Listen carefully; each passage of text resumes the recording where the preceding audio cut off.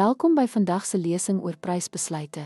Ons sal ondersoek hoe maatskappye die pryse vir hul produkte en dienste bepaal, met die fokus op die strategiese doelwitte agter hierdie besluite.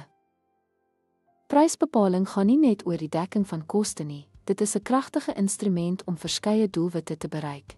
Ons sal delf in die belangrikste doelwitte wat besighede deur hul prysstrategieë wil bereik. Die doelwitte van prysbepaling kan wees gekategoriseer in 3 hoofareas: wins, mark en kliëntfokus. Kom ons begin met winsgeoriënteerde doelwitte. Winsgerigte doelwitte is daarop gemik om maksimeer korttermynwinste, langtermyn volhoubaarheid te verseker of albei te balanseer. Koste plus prysbepaling, wat 'n winsmarge by produksiekoste voeg, is 'n algemene benadering. Volgende markgerigte doelwitte gebruik prysbepaling as 'n mededingende instrument. Penetrasieprysbepaling stel lae aanvanklike pryse vas om marktaandeel te verkry, terwyl afroomprysbepaling 'n premie vir nuwe produkte vra. Mededingend pryse posisioneer 'n produk strategies in verhouding tot soortgelyke aanbiedinge. Hierdie strategieë het ten doel om 'n maatskappy se markposisie en prestasie beïnvloed.